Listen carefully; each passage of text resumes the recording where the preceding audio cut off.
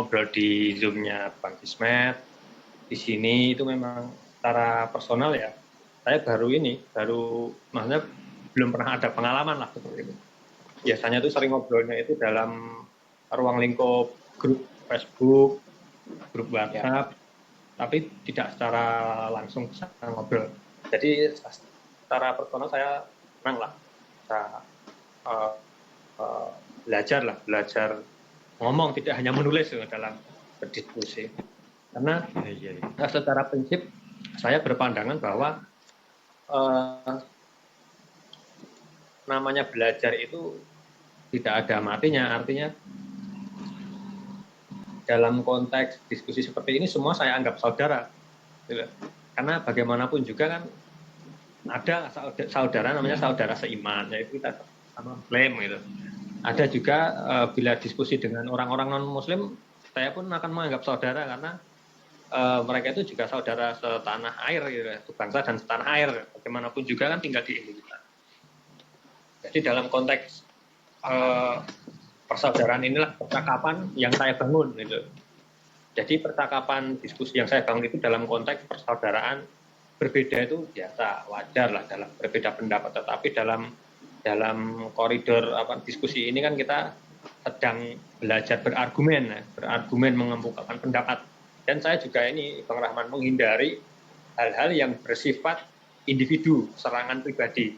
Kadang banyak juga tuduhan-tuduhan ataupun ketika berbeda pendapat tidak sesuai dengan kelompoknya nanti dituduh sesat, dituduh inilah ya. Itu memang makanan sehari-hari sebenarnya dalam konteks diskusi itu wajar ada hal yang seperti itu. Tetapi sebisa mungkin saya menghindari bila ada diskusi yang memang sudah nggak sehat lah seperti itu. Tetapi sejauh yang saya ikuti dalam Zoom itu, alhamdulillah saya belum pernah menemukan yang sifatnya saling memaki ataupun menyerang pribadi secara frontal. Tapi kalau di grup Facebook atau WA itu kan nulis ya, jadi nggak tahu dia itu nada suaranya seperti apa, nggak tahu, hanya tulisan. Itu memang sering ada cacian makian, itu sering. Nah, saya sukanya di dalam Zoom ini diundang Bang Rahman ini, terima kasih sekali ya, saya bisa berbagi wawasan, berbagi sudut pandang, karena teman-teman juga pasti mempunyai latar belakang yang berbeda, latar belakang belajar yang berbeda, mungkin lingkungan yang berbeda ya. Kita memaparkan ya, saya memaparkan, Bang Rahman memaparkan, dan teman-teman yang lain memaparkan sudut pandangnya. Itu kan menjadi kekayaan keanekaragaman ini, perbedaan yang asik untuk diobrolkan lah. Ya, mungkin seperti itu Bang Rahman, kilas tentang apa yang unek-unek dari saya itu. Monggo kalau mau ditanggapi Bang.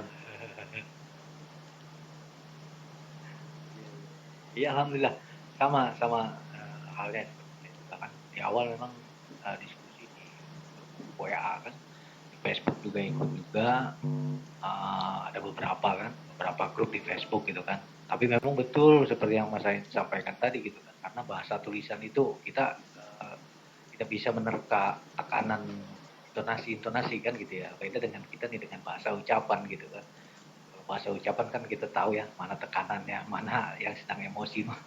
Tetapi kalau kita membaca bahasa tulisan tuh, kalau kita hanya sentimen, padahal itu tuh orang nggak marah gitu kan. Kita kadang juga subjektif nih, orang marah nih. Betul. Kadang seperti itu. Tapi bagaimanapun juga ya memang ruang-ruang seperti ini kan bagian dari fasilitas saja kan. Fasilitas untuk saling berbagi, ya kan, kaitan dengan kita sharing wawasan lah gitu kan, saya juga sampaikan gitu. Ya intinya silaturahmi lah gitu. Karena bagaimanapun juga nilai yang mau diusung dari silaturahmi itu kan saling watawasobil hak watawasobil sod gitu kan. Itu sih yang bisa juga saya serap gitu kan. Seperti itu Mas Said.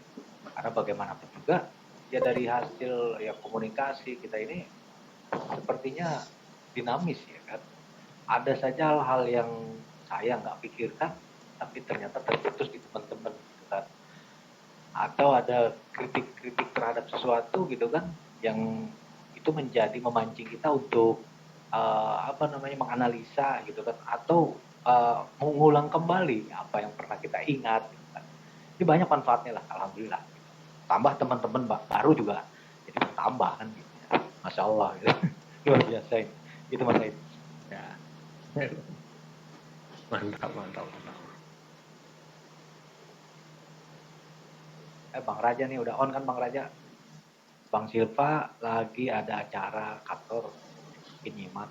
Kalau udah santai bisa ikut partisipasi juga nih. Pak Darman Andi juga tadi udah ada ya. Mungkin lagi jauh dari perangkat. Bang Raja. Ya. Wah, pecinya jangan miring Bang Raja. Miring ya? Miring. Benerin sedikit lah. Kayak Presiden Soekarno dulu. Biar keren dikit. Ya Mas Ain kembali ke tadi ya.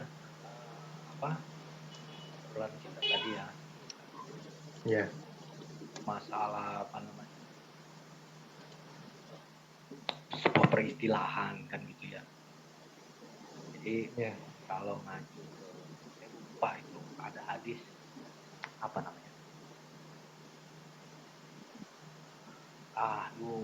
Jadi lupa ya Mas Ain. Gimana? Ini ingat ya? Yang mana? Yang kalimat terakhir gitu. Yang apa namanya? Saya searching dulu nih. Kok jadi lupa saya? Tadi ingat. Karena tadi tertidur jadi lupa.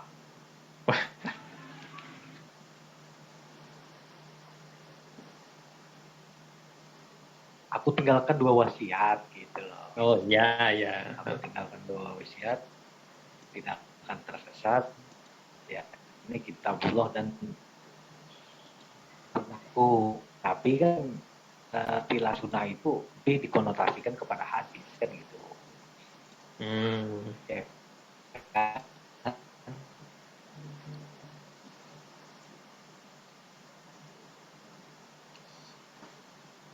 Halo? Nah kalau tadi itu memulai mendeskripsi apa melihat begini Mas Aris, iya loh, frase rasul kan tidak ada di Al-Quran ya gitu kan. Iya. Nah tetapi istilah sunnah rasul itu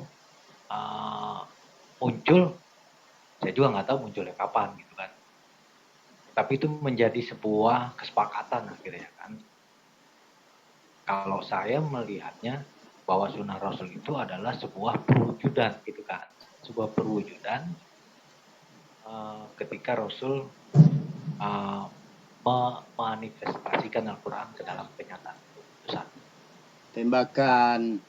Kemudian semasa Rasulullah, ketika Rasulullah sudah nggak ada kan gitu, maka untuk mengetahui jejak sunnah Rasul itu berarti butuh referensi kan, ya Mas Ain ya.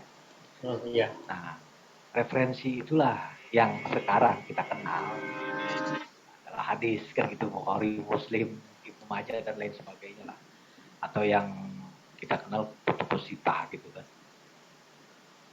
Nah, itu kan hanya referensi kan. Jadi yang menurut para ulama itu, maka hadis itu katanya memuat perkataan Rasul, kemudian perilaku ataupun tanda persetujuan atau diamnya kan gitu. Tapi kan kalau kita lihat juga bahwa tidak semua hadis itu perkataan Rasul, bukan dalam arti orang lain yang berbicara mengaku ini perkataan Rasul, bukan demikian pengertiannya. Tapi ketika sahabat melihat Rasul makan, itu kan di-capture kan gitu ya. Rasul makan di-capture. Oh Rasul dulu makan tuh menggunakan tangan kanan, pakai jari kan gitu. Dengan duduk seperti apa kan gitu. Sehingga itu disampaikan ke sahabat-sahabat yang lain. Menjadi sebuah riwayat akhirnya kan gitu kan. Tetapi Rasul tidak pernah mengajarkan makan duduknya harus begini. Ya kan nggak pernah kan gitu. Ketika kalau Rasul ini makan kamu harus begini ya, terus menggunakan tangan kanan, ke jari 3, kan nggak pernah Rasul bicara itu kan. Tapi memang itu dicontohkan gitu kan. Nah, itu juga kan hadis gitu kan.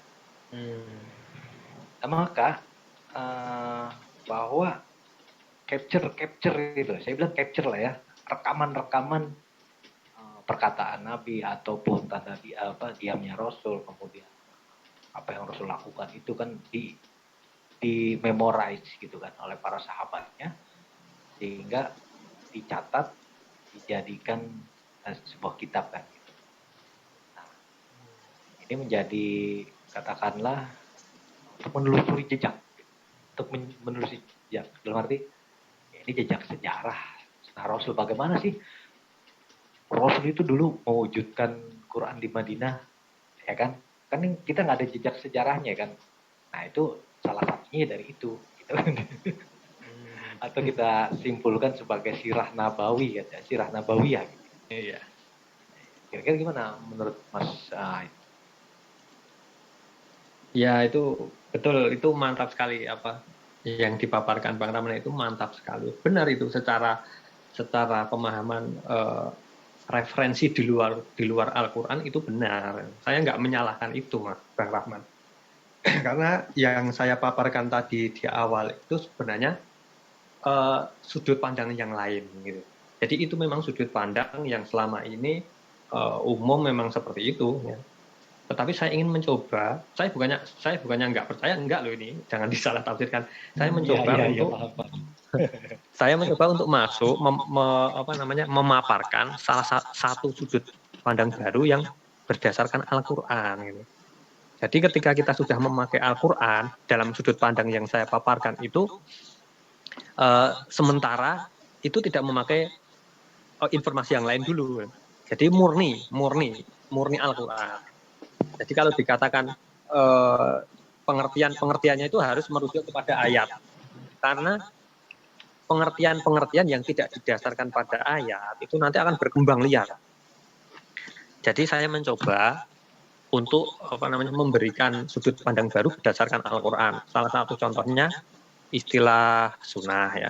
Sunnah itu menurut umum ya, menurut ya hadis-hadis yang Bang Rahman jelaskan itu kan perilaku, kebiasaan seperti itu kan.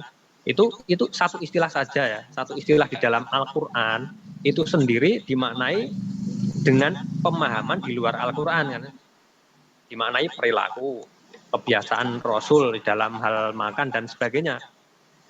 Tetapi kalau kita merujuk kepada Al-Quran, ya, istilah sunnah itu tidak pernah disandingkan itu. Jadi faktanya istilah sunnah itu tidak pernah disandingkan dengan Rasul.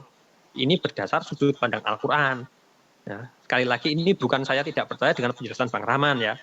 Jadi ini saya ingin menyampaikan satu sudut pandang berdasarkan Al-Quran. Data-data di ayat di dalam Al-Quran itu istilah sunnah tidak pernah disandingkan dengan Rasul, menjadi frasa sunnah Rasul. Frasa itu dua istilah jadi satu ya, sunnah Rasul. Sedangkan yang Allah buat di dalam Al-Quran itu adalah sunnah selalu disandingkan dengan Allah, yaitu sunnatullah ya. Jadi dalam konteks memahami sebenarnya istilah sunnah itu apa? Kalau kita bersudut pandang Al-Quran, sunnah itu selalu bersanding terhadap Allah, yaitu menjadi hukum Allah, ketetapan Allah, aturan Allah. Kalau misalnya sunnah itu diartikan kebiasaan perilaku, apakah terus sunnatullah itu perilaku Allah, kebiasaan Allah? Kan nggak bisa. Jadi dalam konteks ini saya cuma ingin memaparkan ada sudut pandang lain itu, sudut pandang Al-Quran dalam hal pengertian istilah. Karena di dalam kalau misalnya frasa sunnah Rasul itu memang penting, Allah pasti mencantumkan di dalam Al-Quran frasa itu. Tetapi apa yang Allah pakai? Yang Allah pakai itu adalah uswatun hasanah. Uswatun hasanah yang itu di terjemahan Al-Quran diartikan sunnah Rasul gitu. Nah, ya. Apa perbedaan uswatun hasanah dan sunnah Rasul dan apa akibatnya? Nah, ini saya ingin sedikit menjelaskan ya Bang Rahman ya, bahwa ketika seorang itu berpegang ya kan, tadi pernah disampaikan taatilah Allah dan taatilah Rasul ya, atiullah wa atimur Rasul wa ulil amri itu. Jadi taatilah Allah dan Rasul itu jika Rasul itu dimaknai dengan sunnah Rasul, ya, itu nanti seolah-olah Allah itu kan diganti Al-Quran ya, taatilah Allah Al-Quran dan sunnah Rasul. Seolah-olah ada dua nanti pedomannya, Al-Quran dan sunnah Rasul yang sekarang informasi tentang hadis-hadis itu kan. Jadi seolah-olah rujukannya ada dua umat Islam itu, Al-Quran dan hadis-hadis riwayat. Dan ketika kita membuka hadis-hadis itu kan kita pasti mencari hadis Nabi Muhammad kan, bukan yang lain kan.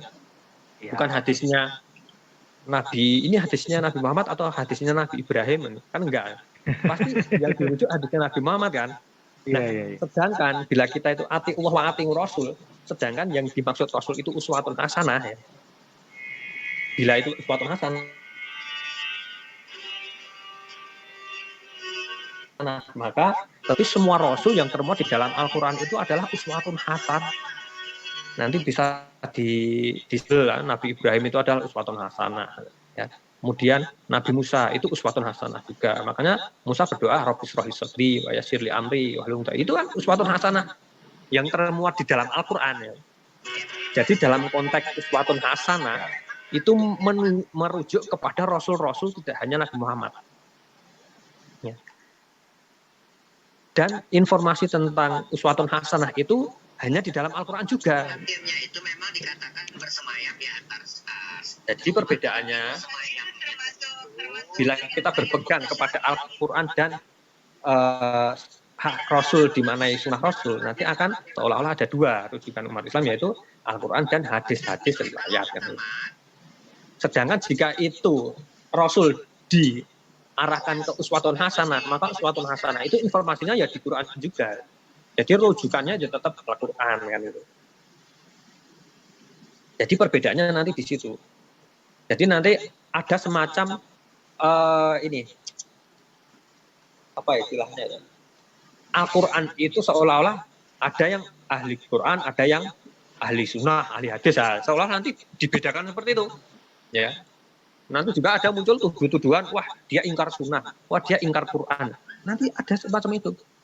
Karena wa'atiu Rasul, wawu di situ belum tentu wawu dan. Wawu itu kan ada bermacam-macam apa namanya? Bermacam-macam makna ya. Nah, maksud saya begini Bang Rahman. Jadi menurut sudut pandang Al-Quran ya, istilah sunnah itu bila pengertiannya merujuk ke Al-Quran, maka tidak ada yang namanya frasa sunnah Rasul di dalam Al-Quran.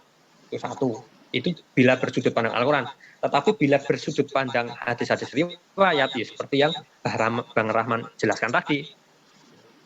Jadi tidak ada salahnya juga penjelasan Bang Rahman itu. Lantas posisi saya di mana? Kan ada tuduhan juga saya ingkar sunnah. Jadi posisi saya di mana dengan informasi hadis tersebut ya. Posisi saya itu lebih cenderung Al-Quran itu ya, itu adalah sumber hukum utama. Dia tidak mungkin bertentangan dengan apa yang Rasul sampaikan. Ya. Jadi bila ada informasi dari hadis riwayat itu yang bertentangan dengan Al-Quran, maka saya tidak ikuti. Tetapi bila sejalan, ya itu berarti dari Nabi kan itu. Jadi Al-Quran itu sebagai parameter untuk mengukur kebenaran dari hadis-hadis riwayat itu yang mengatasnamakan dari Nabi kan itu. Hadis-hadis itu kan yang palsu ribuan gitu. Separuh lebih. Sedangkan Al-Quran itu murni, terpelihara kemurniannya, keasliannya. Nah, dalam konteks itu la raiba, tidak ada keraguan di dalamnya kan itu. Berarti selain Al-Quran pasti ada keraguan. Kemudian katakan lagi bahwa al-hakum mir rabbika, kebenaran itu hanya yang berasal dari Rabb, yaitu apa? Al-Quran. Jadi penjelasan-penjelasan yang dari Al-Quran itulah referensi yang tepat. Dan dua lagi yang ingin saya tambahkan, kemarin saya jelaskan di channelnya Bang Kismet itu, atau Bang Rahman, masalah hadis ya. Kalau kita merujuk kepada hadis pengertian menurut Al-Quran, pengertian hadis menurut Al-Quran, ya Al-Quran itu sebenarnya ya hadis. Bahkan disebut di dalam surat Az-Zumar ayat 23 itu, Al-Quran itu adalah sebaik-baik hadis. Hadis paling baik itu adalah Al-Quran, gitu, ahsanal hadis. Dan bila kita mengacu kepada tafsir siapa yang paling benar, ya, paling tepat, Al-Quran itu sendiri adalah ahsanu tafsiran. Sebaik-baik tafsir itu ya Al-Quran. Jadi nanti istilahnya ada ayatin mubayyinatin. Lalu di dalam informasi hadis-hadis yang beredar itu yufasiru ba'duhu ba'dun, ayat-ayat Al-Quran itu saling menafsirkan satu sama lain. Gitu. Kalau ayatin mubayyinatin itu saling menjelaskan satu sama lain. Jadi dalam konteks sudut pandang Al-Quran ini, penjelasan ayat-ayat menurut Al-Quran itu nanti akan bersifat menyatukan. Tetapi penjelasan-penjelasan berdasarkan para penafsir-penafsir manusia itu ada yang benar, ada yang tidak. Ada yang benar,